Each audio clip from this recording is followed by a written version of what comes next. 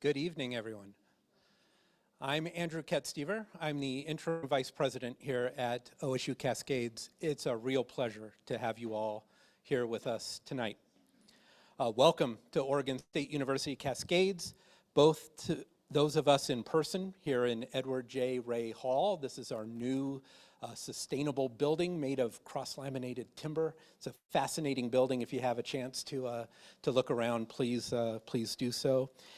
And also with us virtually for tonight's very special presentation, Project Recover to What Remains. I'd like to thank the OSU Foundation and the Alumni Association, who have been really great partners in helping us bring this event to you and in making this hybrid delivery possible. Erin Fenner with the OSU Foundation is here. Where's Erin? Hi, Erin. Thank you. Helping to bring this evening to our online guests, about 75, is that what I hear?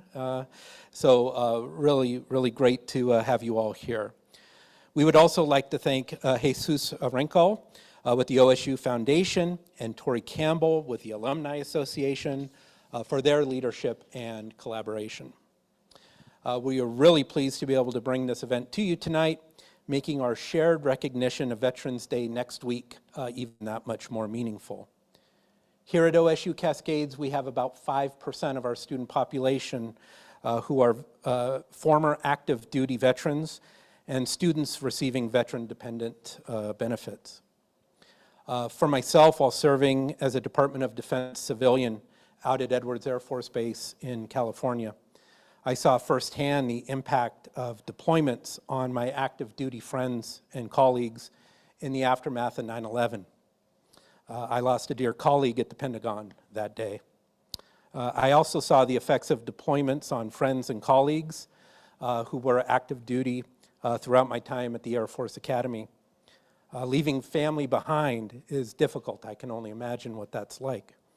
But I also observed that coming back was sometimes even more difficult. So, on behalf of a grateful nation, I'd like to honor all veterans here with us tonight. Thank you for your service to our communities and to our countries, and we're glad to have you back.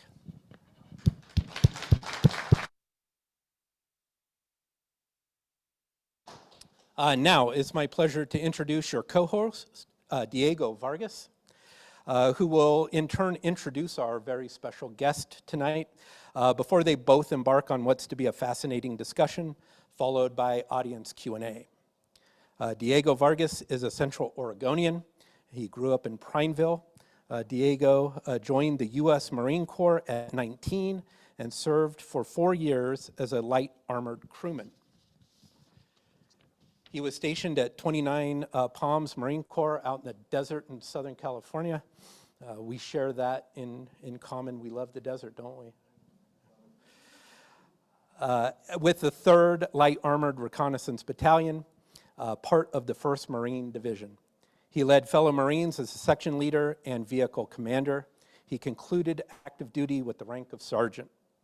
Diego is a student here at OSU Cascades, studying business administration and also working to develop a student veterans club that can continue to foster a supportive community and network for student veterans. Diego has a deep love for his grandparents, parents, his brother and wife, and hopes to one day give back to his family and community as an entrepreneur and a family business leader. Welcome, Ben Beeve, Diego Vargas.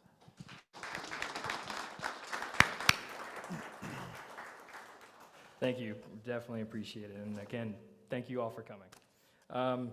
Actually gonna go straight into the introduction of Derek, one that was able to facilitate this.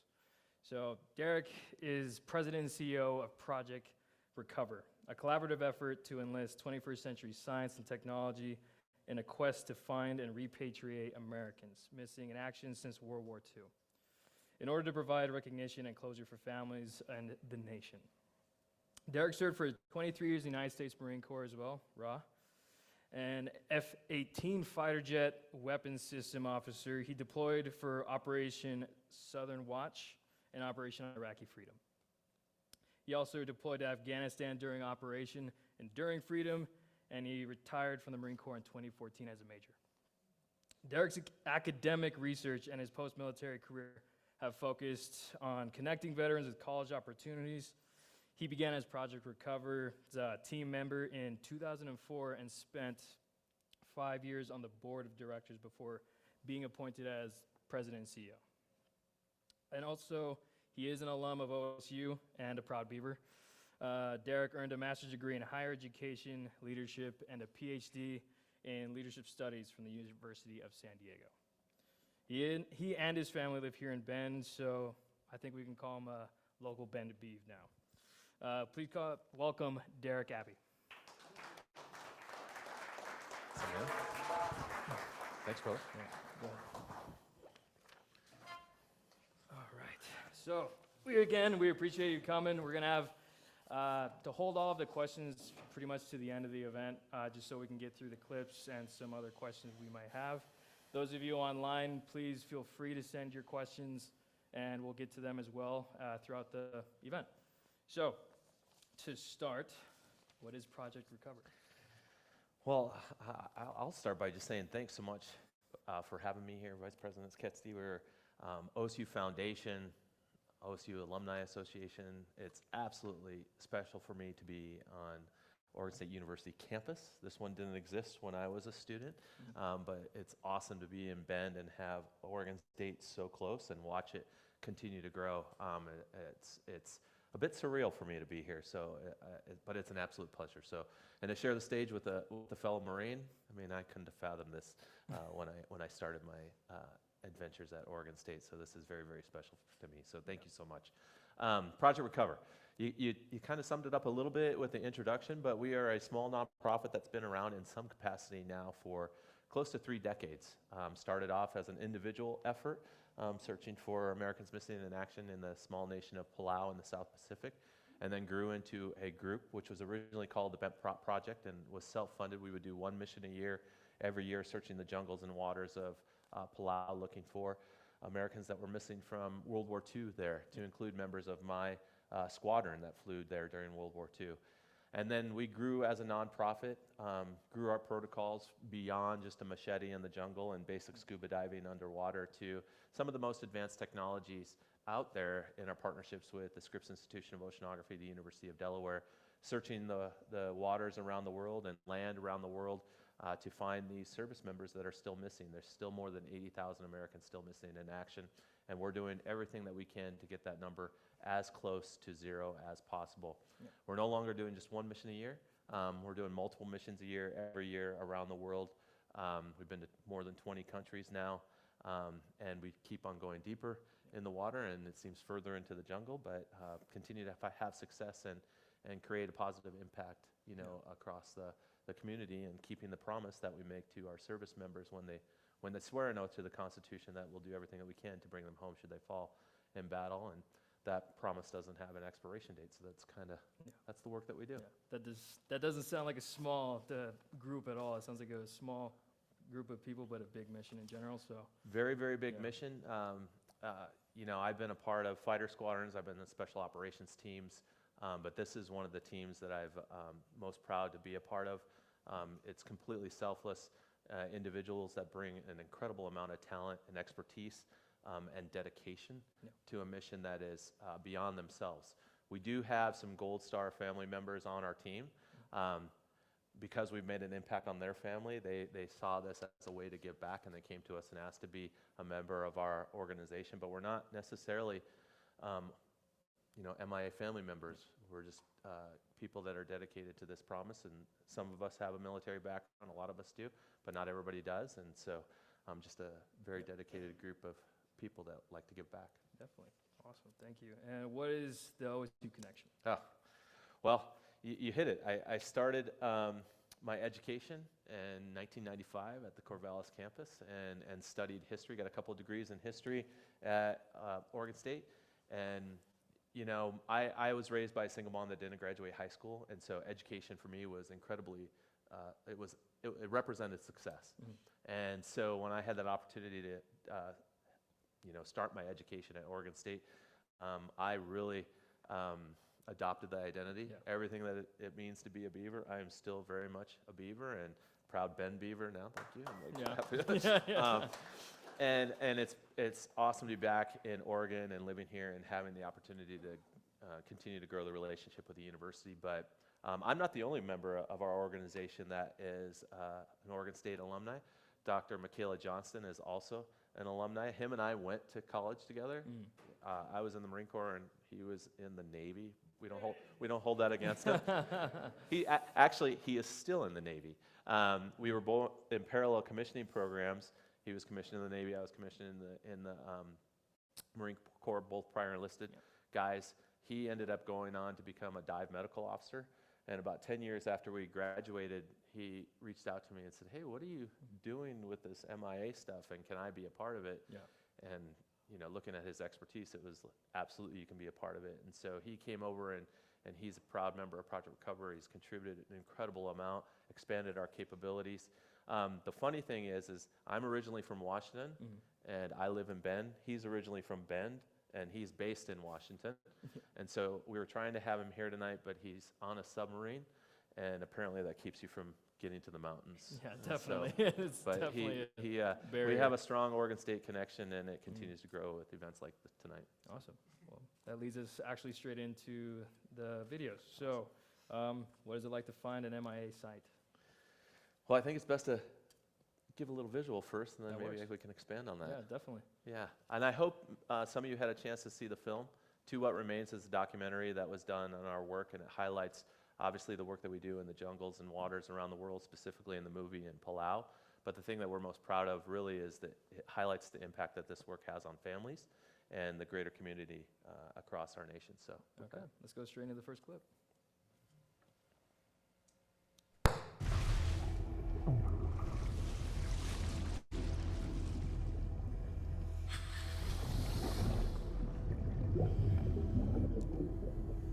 Dr. Scannon and the Ben Prop crew actually found my grandfather's plane.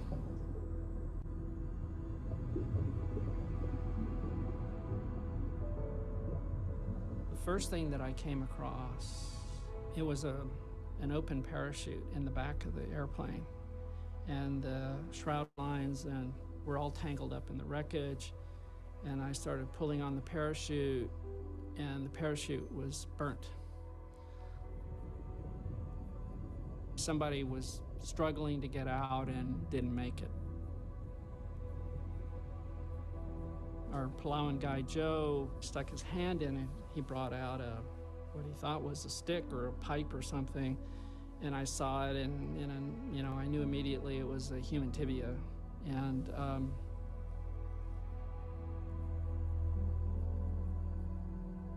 I really started connecting, aluminum, bone, families. He had been looking for that aircraft for 10 years at that point. And then it was another couple of years before the identifications were made positive, before my dad actually got the final word. This is definitely the crash site. Your father was definitely on that plane, and he lost his life on a mission, September 1944.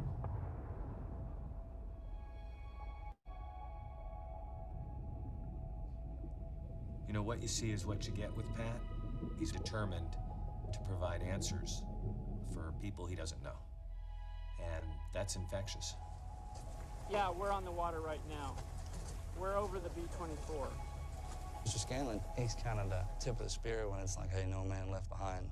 I mean, he's intense. He's all business. We evaluated 20 targets, and we took them down to 7 that could be consistent with Hool. Every day you go out, you kind of think, yeah, today's the day we're going to find a plane. The greatest amount of evidence suggests that it was in the southeast part of Malakal Harbor.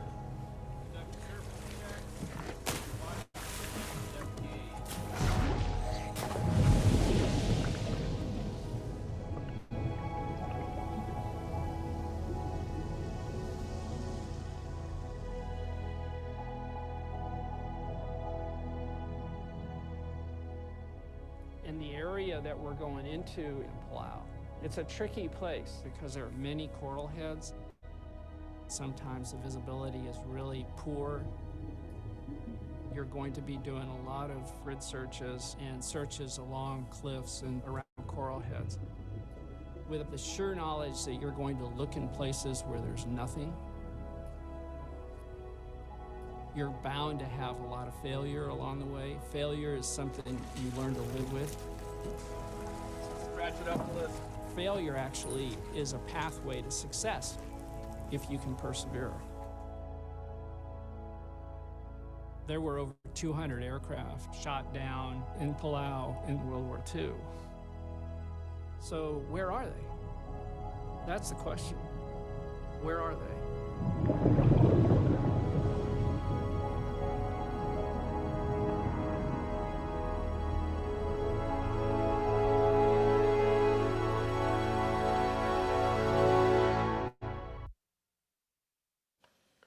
Yeah, just from that first clip, I don't know about the rest of you too, but you kind of feel that, like there's an emotion to it. So it kind of leads into my first question. What was the emotions you and the team felt when you were able to find that first MIA? Yeah, well, I mentioned that the reason we do this is for families. Yeah. And I know we have Gold Star family members in the audience today. Beverly is here. She lost her husband. Colleagues of others told me about their MIA losses. So thank you so much for joining us, but this is why. Yeah. And if you look at that clip narrated by Pat, our founder, and Flip, other members, Casey Doyle's in it, Gold Star family member, also now a member of Project Recover. They're narrating, but if you start at the end of that clip and all the work and time and effort that it takes to go into this mission, and over you find empty holes, if you will, or you don't find what you're looking for. And then one of those days, you dive on a site, or what you think might be a site, and it's probably very murky because we never dive in the pristine locations. And as that water clears and you can focus on something and you realize maybe it's a propeller sticking out of the ocean floor, or you pull back a piece of jungle and there's a piece of aluminum there. And it's impossible to accurately answer what those emotions are. I mean, I get them right now, just thinking about it. And but you know that this work has ultimately paid off. And the end state is people are going to have answers. The grieving process that they've had interrupted is going to move forward. A promise is kept. Sorry. That's kind of my emotional presentation of the moment, if you will. Yeah. If you're underwater, you don't know if you want to cheer or scream, but it's solemn, of course, but it's also a celebration because of that. So yeah, there's a lot, but what it does is it drives you to the next one. Yeah. All that blood, sweat, tears, effort, time is worth it, and it drives you to the next piece. Yeah. I think I mentioned my squadron flew out of Peleliu during World War II, which is an island on Palau, and the first MIA I was a part of locating was a member of my squadron from World War II. And I knew going into that mission that this Marine was missing, and we might be in that area, but the reality of actually finding the site seemed so far out of reach that it could never happen. But that was the first part of this mission that I was exposed to, and so, that was a long time ago, and here we are today. So obviously, it brings about commitment. Definitely. And then once you find them, what's the next step? How did you inform? How do you inform? Yeah. So everything we do is with the permission of the United States government and the nations that we're working in. And so once we find a site, we report everything that we find, and we turn that over to the appropriate agencies, of course, in the United States, but also in the host nations where we work. But if it's there's multiple steps that can take place. You find the site, obviously recovery has to take place at some point, but you have to further document the site to verify that it is the site that you think it is. So we search a lot for airplanes, but that's not the only thing that we search for. But airplanes are easier to find after 80 years than a missing individual, although we are looking for prisoners of war that ultimately were executed and interned. But so we find a crash site, it's aluminum, it's an airplane, we know that. Then we try and find what kind of airplane is it, and then exactly which airplane it is. and then we know which crew is associated with it and whether or not they're missing in action.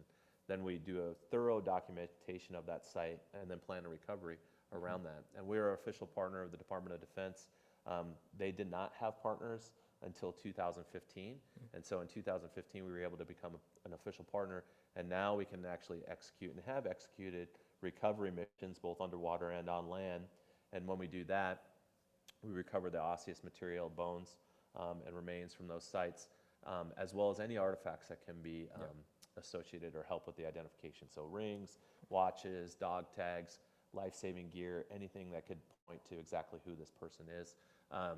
And then that all is transported back to a lab in the United States, either in Nebraska or Hawaii, and the Defense POW MIA Accounting Agency is the one that does a blind identification to ensure that there's no mistakes have been made.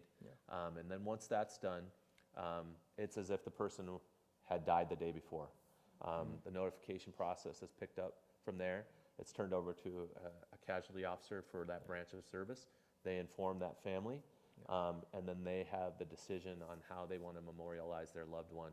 Arlington National Cemetery, they can do that, or it could be small hometown cemetery or whatever the family wants to do, and they'll receive full military honors as if they were killed the day before. Wow, that's impressive.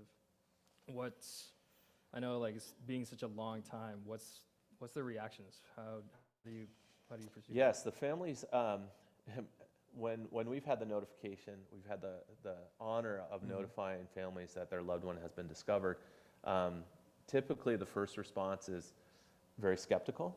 What are you trying to sell me? What kind of scam is this? And I think we maybe have something related to that. But and then once they realize that we're not asking for them, we're not anything from them, we're not asking for payment, we're not doing anything, we're just doing this to give back to them, they've given enough already, then it's really that grieving process continues, and it's realization of what happened. The stories that they've had typically are not accurate at all. They've been things to fill the hole. So now they have answers to those questions. And for the most part, with us, they've been very embracing. They've allowed us to bear witness to these memorials and celebrations. And for Project Recover members, I say they go through 3 phases when they're part of our organization. This aligns with my values, and I want to be a part of this organization. I think I can contribute to it. They become a member. And then they get to the second phase when they participate in that discovery. Like I mentioned, finding a squadron mate from decades before, or some sort of discovery, which could happen within a year, it could happen a decade later. But now, oh wow, this is real. And then the third phase is you see the impact that this work has on families. Definitely. And something, again, I can't accurately describe, but it's obviously life-changing for those families. But it's just as life-changing for us. And to bear witness to that and see communities and families unite around this individual's return is very, very special. It's a humanitarian effort that truly makes an impact from the individual level all the way to the national level. Exactly. And we'll actually be able to show you in this next clip some actual reaction.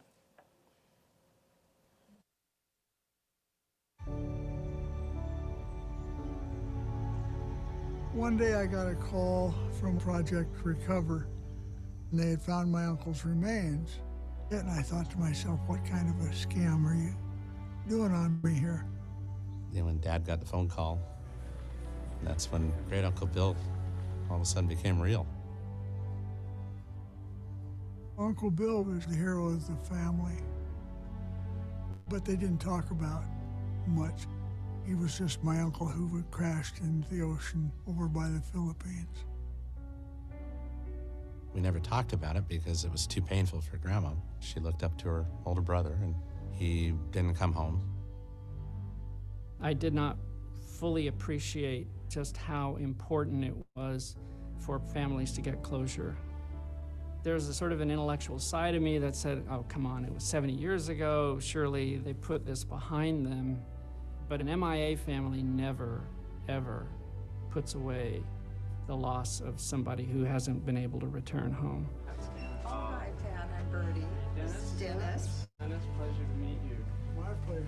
And I've never met a family yet that wouldn't do almost anything they could to have the remains home. I would never have imagined that they could have found his remains.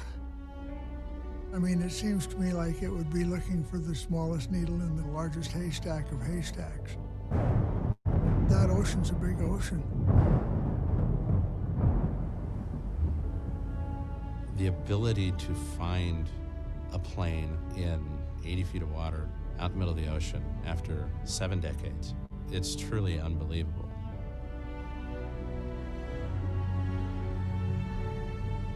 It was the first year we were out there, and we used. Well, the first time that I saw the videos of the crash site, that was overwhelming. And I cried like a baby then.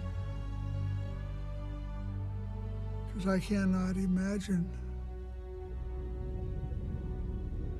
how he died. I just can't.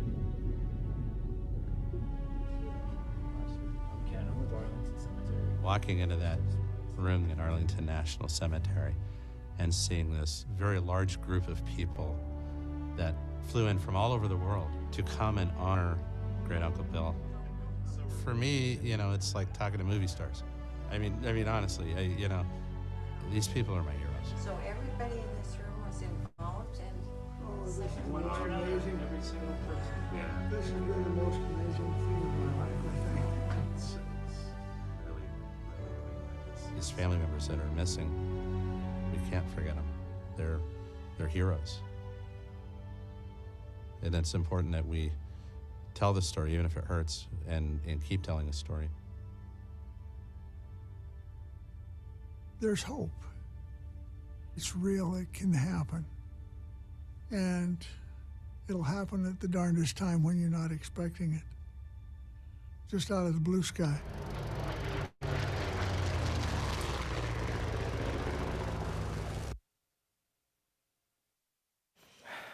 Me and my wife watched it too. It just made me realize how important it is we can't really forget these things. So a lot of these things happened in the past, but you literally just can't let it go. And I can see why Project Recovery is so important to that. It's affecting people on smaller levels, but when it comes to the community, how is it affecting the community? Yeah, well, it starts with the individual level, and I say this work has an incredible impact on the individuals, the families, the communities around them, and the nation. And even when you don't find somebody's loved one, we're contacted by hundreds of MIA families every year, and we interact with every single one of them. And the first thing that we do in that process is acknowledge and confirm the loss of their loved one.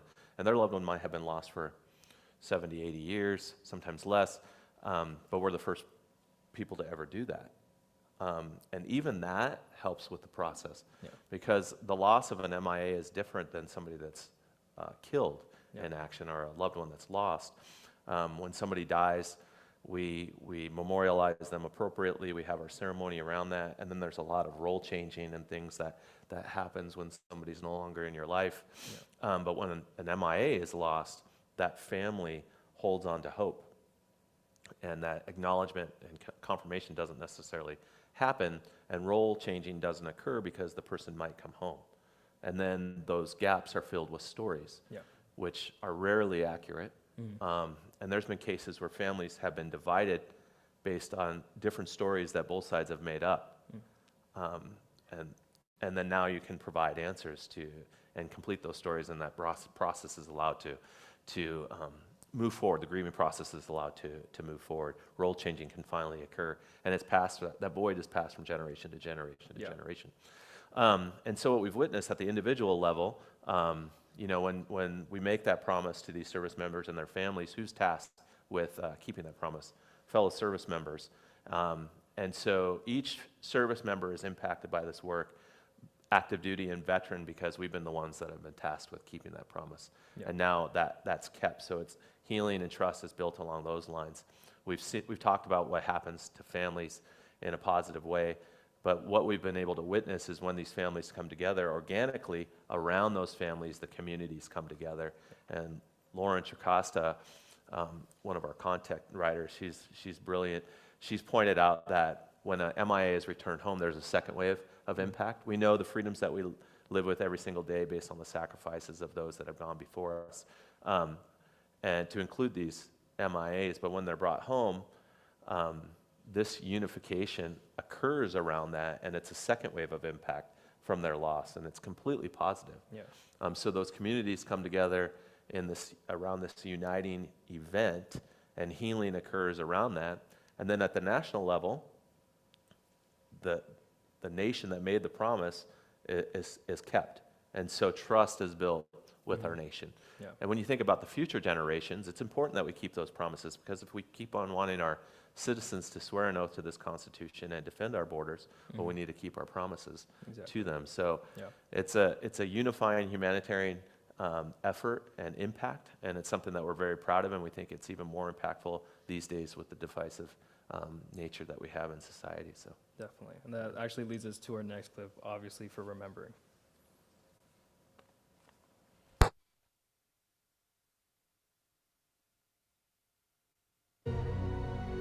I remember my Uncle Bert from the famous picture that is by his coffin right now. That picture hung on our wall all through my childhood.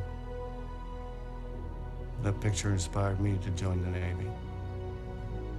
I got older, I realized that he wasn't just Uncle Bert, he was Uncle Bert, our hero now.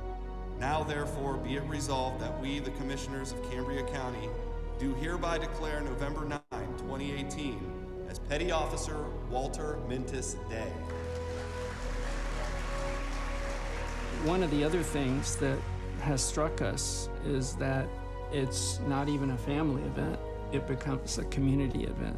And the communities that we've seen have had such pride in recognizing the individual. It's really, it's an all-American thing. What we want to do is say thank you to you for the sacrifices that you've had to make over the 7+ decades that Walter has been missing. Welcome home, Uncle Bert, and thank you very much. I started meeting some of the families, and I started flag ceremonies. Every crash site that we found, I would bring an American flag. And we would hold a little ceremony, then fold the flag and reserve it for the family.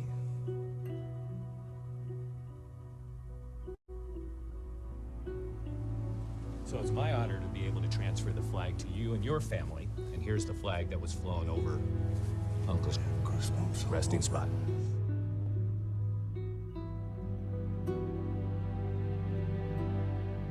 This is the flag that we flew for Walter Mintus, and I want to present it to you. And Thank you very much. for the following. They went with songs to the battle. They were young, straight of limb, true of eye, steady and aglow. They were staunch to the end against odds uncounted. They fell with their faces to the foe. They shall not grow as we that are left grow old. Age shall not weary them, nor years condemn. At the going down of the sun and in the morning, we will remember them. You know, you don't really think about these men and women that are serving our country that don't come home, and they're just kids. Kind of takes your breath away for a minute when you realize that this person was a real person with a family, loved him, and he didn't come home. An MIA family never, ever puts away the loss of somebody who hasn't been able to return home.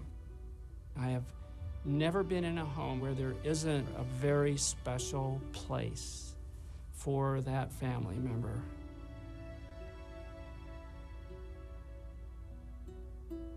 Bud was always a mythical character to us, a picture on the mantle in his Navy uniform. My brother Bud, he was just a very fine young man. He was a man all the way, and he played all the sports. He looked athletic. Girls must have really liked him. Oh, he had a girl. And he said that he would marry her when he got home.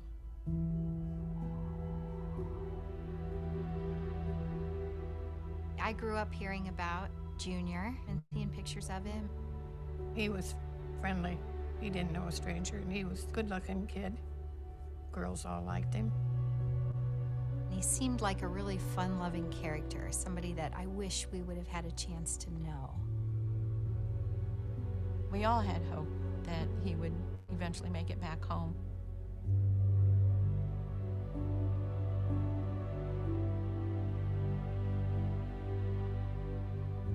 It is closure to think that he will be buried with the rest of the family.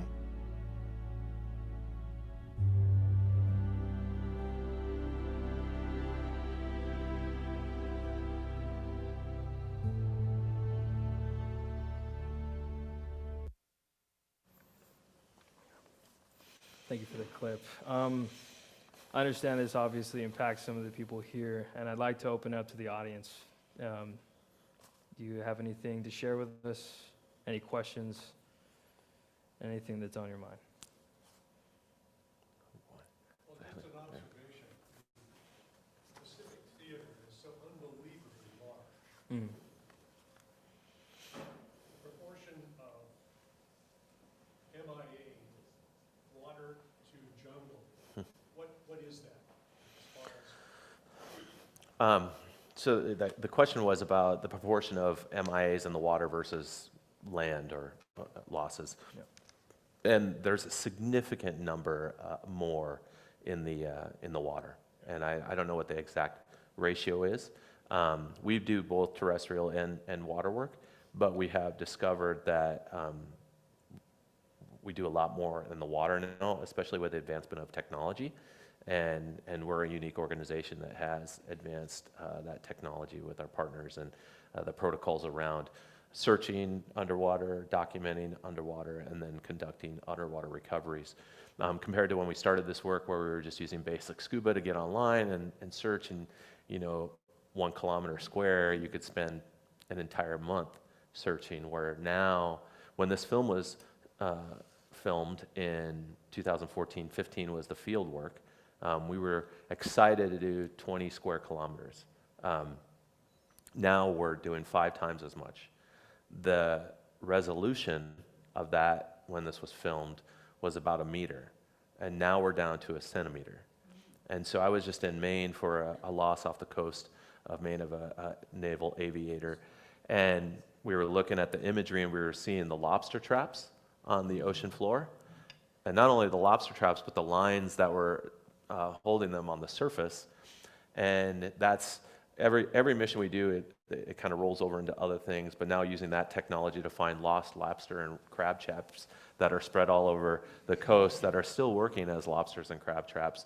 The lobsters will go in, eat whatever's in there, die, and then more lobsters will come in or crabs will come in, and thousands upon thousands upon thousands or millions of sea life are lost. So can we clean those up, help the fishing industry as well as the sea life?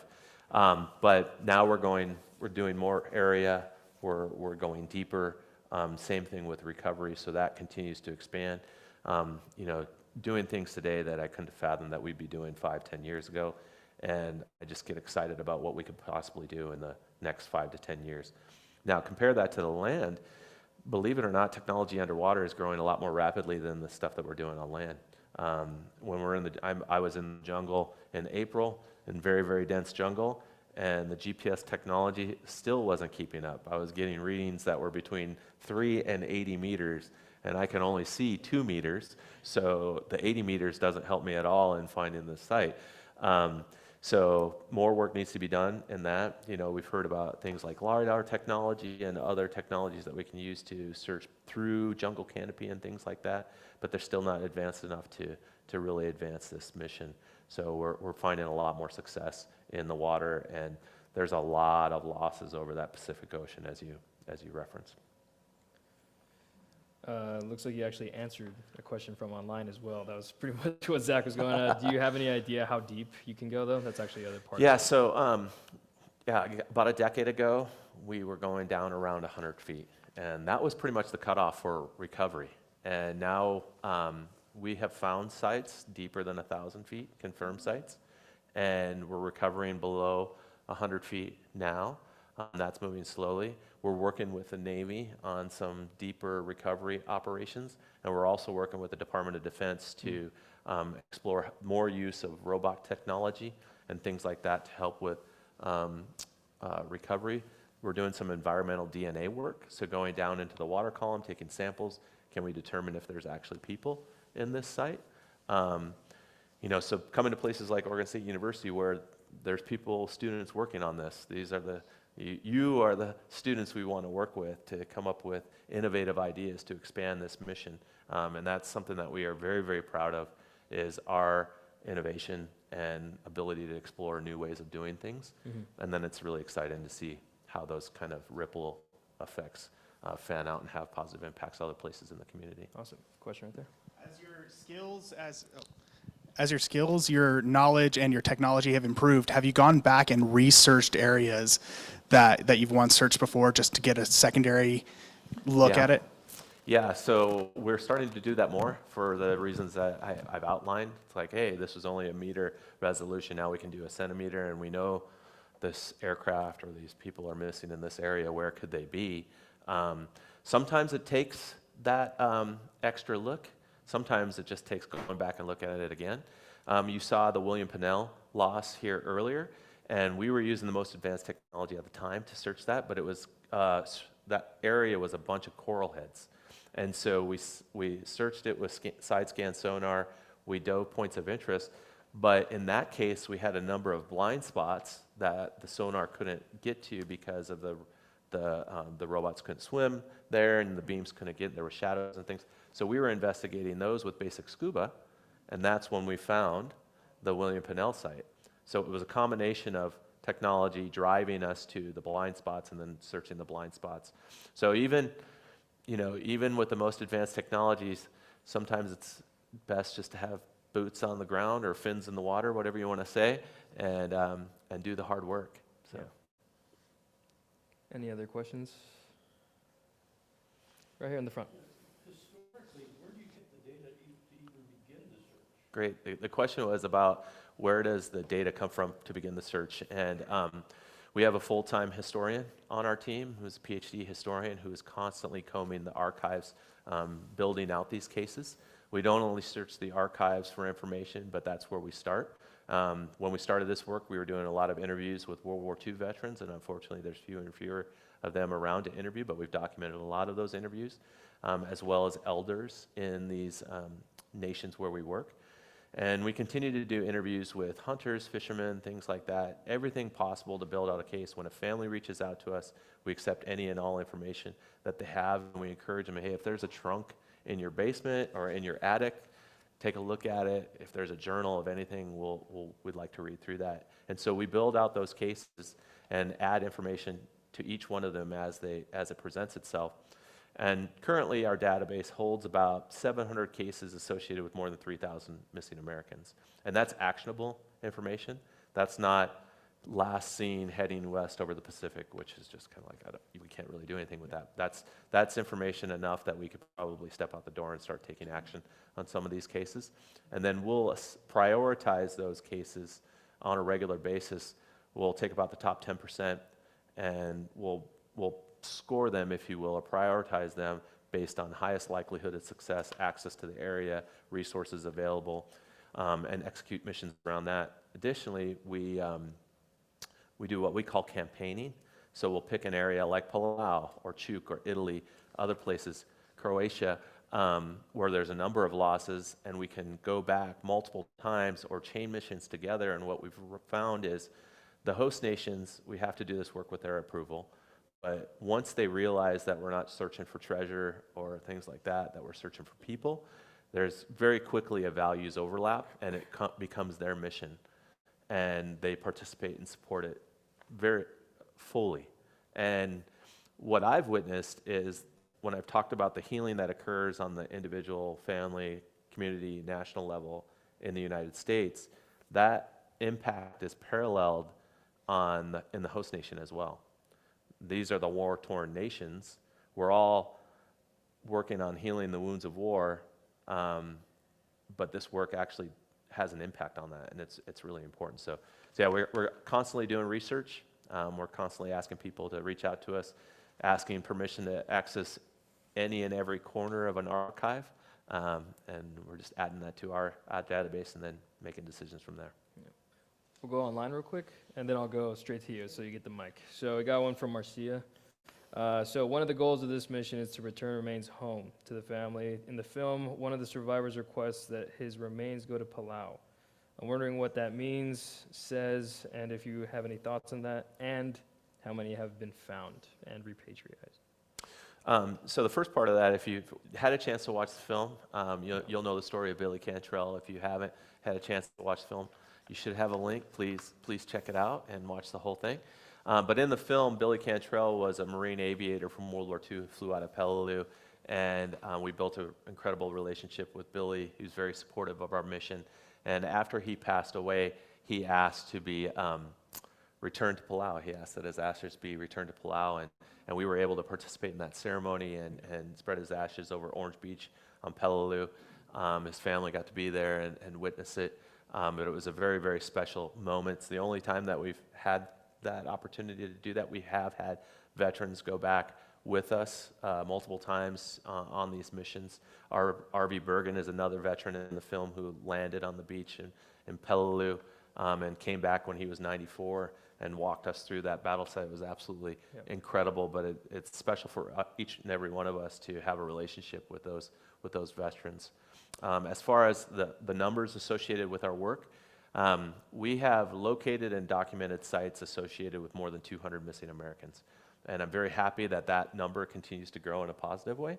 So just 2 days ago, we announced a major discovery that we had in Croatia, where Mark Moline, our teammate from the University of Delaware, found 5 sites and was able to confirm 3 of those associated with 23 missing Americans. And so those are lots of family members that are going to have answers in the future.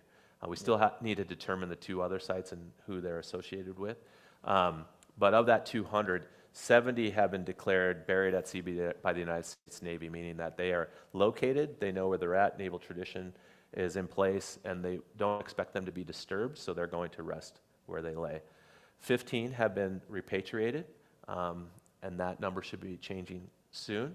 More than 100 are in some sort of open case status, meaning we found the sites, a recovery has taken place, the remains are being identified, or a recovery needs to take place. Mm-hmm. And like I said, I'm happy that that number continues to grow. So we're working our way to zero. It's a lot of hard work, but we're going to keep on doing it. All right, and we'll take that question right here. I think you partially answered this, but since the inception of your project, how many successes or recoveries have you had, and do you have a breakdown of them by their branch of service? Ooh, boy, that's a challenge one. I can tell you 15 have been repatriated, so that they've been returned to their families, memorialized appropriately.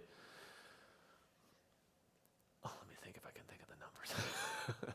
The branches are different. I think it's about 50-50 right now with Navy and Army Air Corps. But I might have made a few mistakes there, so don't hold me to it, but that's about where we're at. Oh, no, 1 Air Force. Our last repatriation was Paul Avalese, who was from Vietnam B-52 Navigator, and he's buried in Springfield, Oregon, right outside of Eugene. So I was just at his grave a couple weeks ago. Yeah. Very well. Good question. That's the first time anybody's asked me that. Thank you. I love it. We're going to work on that Marine number, though. Yeah. So we'll bring it back, and then we'll have questions at the end again. So bring it back to this at least. What is important for generational when it comes to generations of active veterans and then even non-military? Yeah, there's multiple. The next generation. Why is this important? In the film, you see kind of a back and forth consistently between the past and the present, even represented in 2 veterans: Marcus Luttrell, modern veteran; R.V. Bergen, World War II veteran. You see him say almost the same things multiple times. Yeah. And it just shows that we're not too different across generations. And sadly, we continue to go to war. So hopefully we can learn something about that.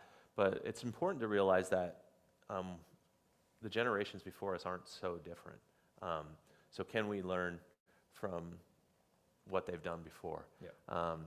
And it's important to the next generation to keep these stories alive and to show why this is important work, and also involve them in the work. So we are very, very dedicated to education at the college level, absolutely, but also the high school level and the community, letting people know that this is going on in their communities, that people are doing this on their behalf.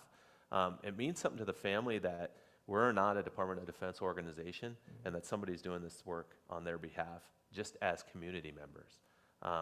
And I mean, I've said community probably 1,000 times tonight, but it's an important word to us because it's something that's eroding across our nation, but it's something that's very, very important that unites us. And this mission is uniquely American.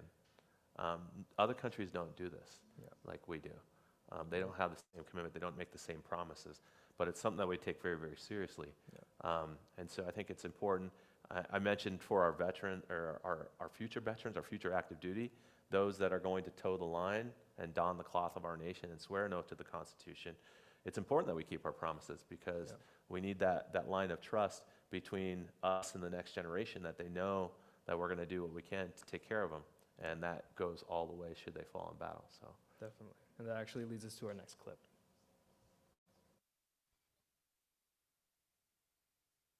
I mean, I kind of got an understanding of what goes through somebody's head when it all goes bad, when they're going down. And you hold on to that last glimmer of hope. I'm going to make it out of here kind of a deal. One of the most extraordinary stories of bravery to emerge from the war in Afghanistan began when a Navy SEAL team found themselves badly outnumbered in a long and vicious firefight. Only one of the SEALs survived. His name is Marcus Luttrell. The first thing I did when they pulled me out of there, when the Army found me, was we broke maps. I was like, this is where my guys are. We need to get them. And they went looking for them immediately. It doesn't so much happen to us nowadays, but back then, even in the previous wars, guys just disappear. I mean, they're gone. The missing in action, the POWs. Imagine their brothers not knowing where they were at and not being able to get to them. It's a weight that it can't really be explained.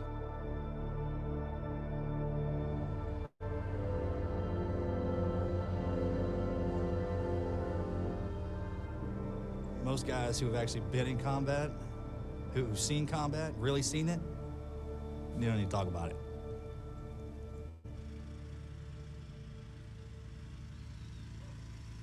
The first time I met Marcus, about 4 or 5 years ago, we were in San Antonio at the Marine Corps reunion, and him and his wife came when we were having our banquet that night.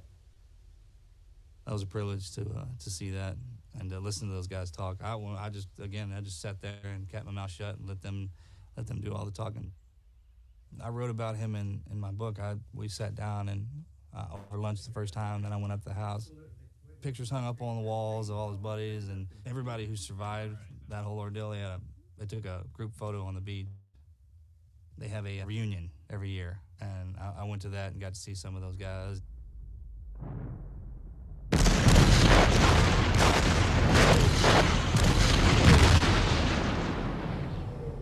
It looked like the island was on fire.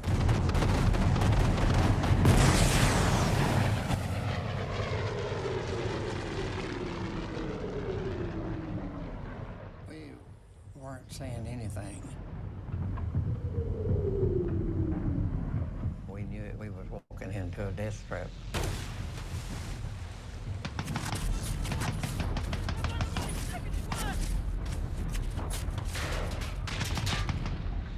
Marines, some of the units were literally decimated by like 80%.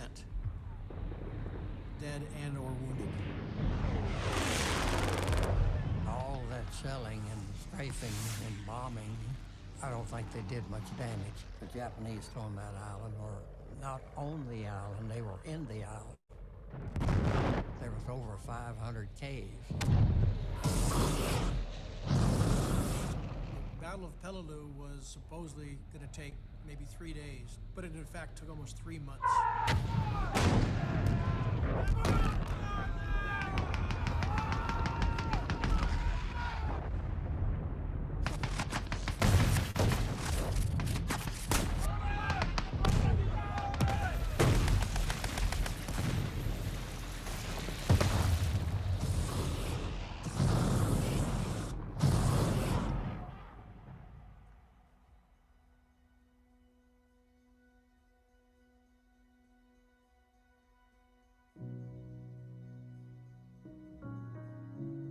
For the first 35 years that I was out, you couldn't have paid me enough money to go back over there. On Peleliu, the 1st Marine Division had 6,523 casualties. My dad was in the 1st Division, K-35, and in his company, there were 235 of them that actually landed on Orange Beach. And after 30 days of battle, there were only 85 of them that were still standing and still alive. You could start asking him questions, and you could definitely have a conversation with him about it. But, you know, as a kid, it was a taboo subject to talk about the war.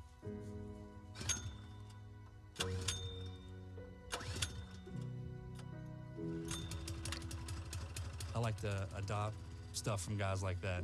He's a good man. And I served his country, fought in the war, came home. Thank you for safe travels.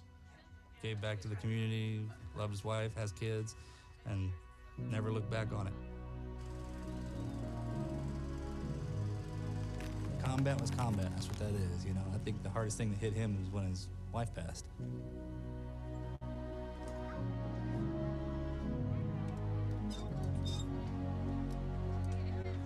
There's a bond. I know he's been through hell in the combat zone, and I've been there. We've never talked about the war. We will one day, but I don't want to burden him with that.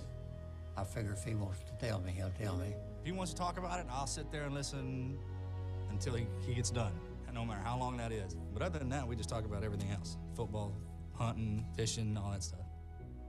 I don't share the bond of combat. I've never been in combat before. But there are things we're allowed to be witness to. It means a lot to each of the team members to have the respect of the surviving veterans. Gave me some mixed feelings.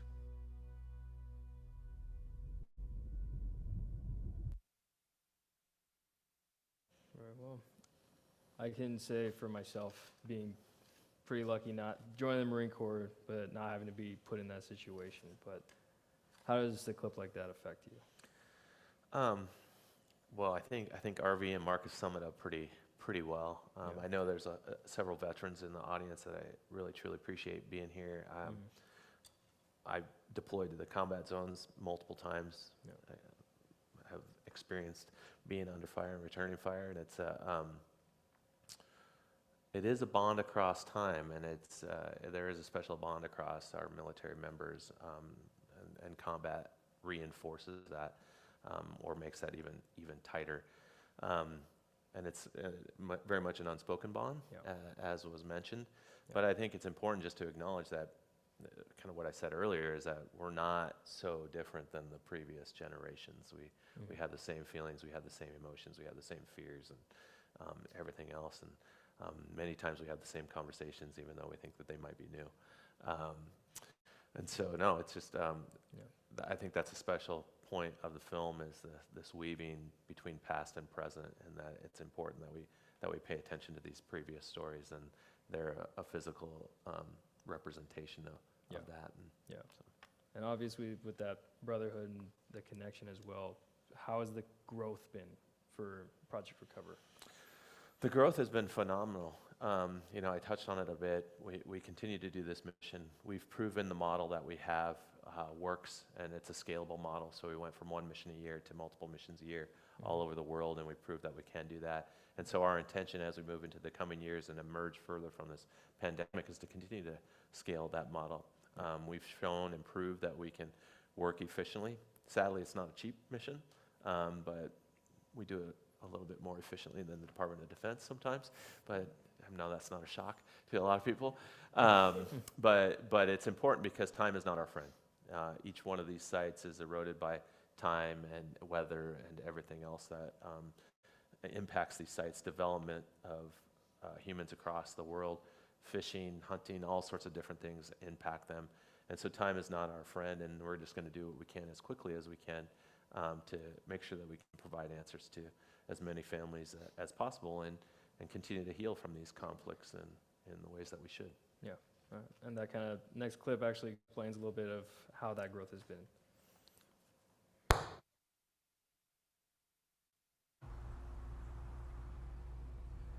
We started about 6 months ago assembling all the information for this next mission to find Lieutenant Hoole's plane. The technologies are many, many orders of magnitude more powerful than where we started. Can I go ahead and set a run? They're underwater drones. They're autonomous. They don't have any tether. Last year we surveyed close to 20 square kilometers. That's at least a decade of diving. And we're probably going to cover 40 kilometers this year. Just like you might mow your lawn, we can set up a pattern, have the vehicle hunt that area for us, collecting the data. It is taking what's the written record, what's the visual, photographic, or film record, the interviews of locals, of American veterans, Japanese veterans, and then trying to reassemble what happened. A fire was seen burning from an object on the water a few hundred yards further south. There was an open parachute seen. Each one of these red dots is where captured Japanese reported seeing a downed aircraft. There are a number of red circles throughout Malakal that could reference Hoole. Let's go ahead and zoom in. We're taking all those old pieces of information and then being able to geoposition them so we can actually come up with latitude and longitudes to narrow our searches. And what caught our eye was a high contrast of reflectivity. This was the target of interest here. As soon as we find out what this is, if I'm interested in the shadow of that. So 1, 2, 3 divers on this one.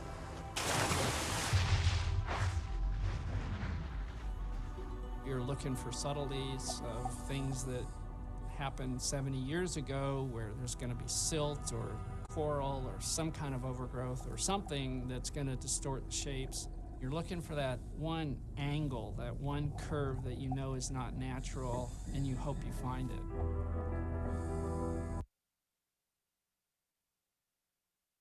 Goes through pretty much all of our clips for the night, but the next part we kind of go into would just be, how do you get involved? How do you get involved in Project Recover? Yeah, everything is through our website. We try and make it as easy as possible. ProjectRecover.org. You go there. If you want to be a volunteer, you want to be a member, that's where the process starts. You go to our mission, vision, and values page. At the bottom of it is a link where you express your interest to be a member. There's a reason that it's at the mission, vision, and values page. It's how we take that very, very seriously. That guides us on our mission. It guides us through our growth. And it's how we make sure people are the right fit for our organization. If people have an MIA connection, they can contact us through our website as well, sharing if it's a loved one, a family member, a friend, anything like that. If we have any information, we will share that. Most of the time, obviously, we don't have information because there are so many that are missing, but if we do, we don't keep secrets from family members when they reach out to us. But we do need that information that you could potentially have. And of course, we are a nonprofit organization, so we rely on the charity of the public to support us, and of course, that support can be done through our website as well, and I'm happy to talk about any of that. The one thing I really want to say is, you know, when I started this just seemed like so far away. It was such a mountain to climb. And when I was a young Marine, you know, Marines, we have a lot of ceremonies. And so we often had our ceremonies and celebrations, and there was many times that POW MIA table, and we would go through the process of acknowledging those that were missing still. And in my mind, I would say a silent prayer, but I also couldn't fathom making a difference. I couldn't fathom making an impact. It just seems so far away until the door presented itself. And I, again, would not have figured that 18 years after that door presented myself, I'd be standing here or being a part of this organization or advancing this technology or having these conversations with families. And so if this isn't the work that you want to be a part of, I would hope that it might be a spark that encourages you to make a difference in the community where you think it's important. And if that change is something, or that impact is something that seems so far out of reach, it just might not be. There might be people out there that care just as much as you do, and that want to help you in your own endeavor. And so hopefully that will help. Yeah, definitely. So open up to questions, as well as there any questions online, but is there a question over here? Previously?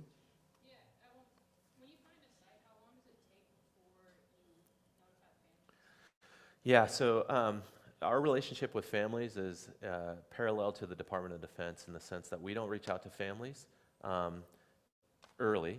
We don't want to establish any false hope, and we never make any promises, and we never ask anything of families. As I mentioned, when they reach out to us, we don't keep any secrets from them as well. And there have been cases where families have reached out to us, and they had information that resulted in locating their loved one. So if that rapport has already started, then that line of communication is open. But when we find a site, it could be a decade before they find out. There is a case coming up, and it's pushing a decade since we found the site, 7 years. Now those timelines are getting shorter as we advance technologies and things like that. But I have no idea if the families know that the site's been found. Many times the families don't even know anybody was looking until somebody shows up at the door. Now, if there's DNA that's used in the process to identify their loved one, somebody from the Department of Defense has reached out and asked for a sample, which is usually a clue. Not necessarily always the case, but then they might know that something's going on. And then the Department of Defense has been very gracious in allowing us to be a part of the notification process multiple times, and it's something very, very special to us. Question? Sir? Yeah. How do you determine where you're going to go next, whom you're going to go after next? Yeah, we, as I mentioned in our research process, we'll prioritize based on the highest likelihood of success and access to an area, resources available, and things like that. And then we'll try and map out those missions. And then we'll add on to that kind of what I mentioned with the campaigning piece, where if there's a number of losses, then we can go to an area or a region where we can do a lot of work, with only one logistics train or something like that. We'll do that. In addition to that, the Department of Defense will come to us and ask us to execute missions on their behalf, whether they're search missions, documentation missions, or recovery missions, both on land and water. We'll do that when they ask us to do it. But typically we try and kind of map out a year in advance. Of course, the biggest limiting factor for everything with us is resources available to execute. Yeah. Any other questions? All right, sir? You mentioned the Navy has determined that some of the remains or some of the sites are considered buried at sea. Mm-hmm. How do they determine that? So, well, I can't completely answer for the Navy, but what I understand is if a site will not be disturbed by human activity or something like that, then especially if it's a ship, they will let it rest where it is. And so in the case of the 70 that we located, it was part of the USS Abner Reed, which was way off the coast of Alaska. There's no recreational divers that are venturing out there to go spend time in that cold water. So they made a decision. This site is not going to be disturbed by human activity, and it will stay where it is. So they're basically picking the ones that are impossible. That's the way it is, but we have seen that change. And then the Navy forever owns any Navy or Marine Corps aircraft.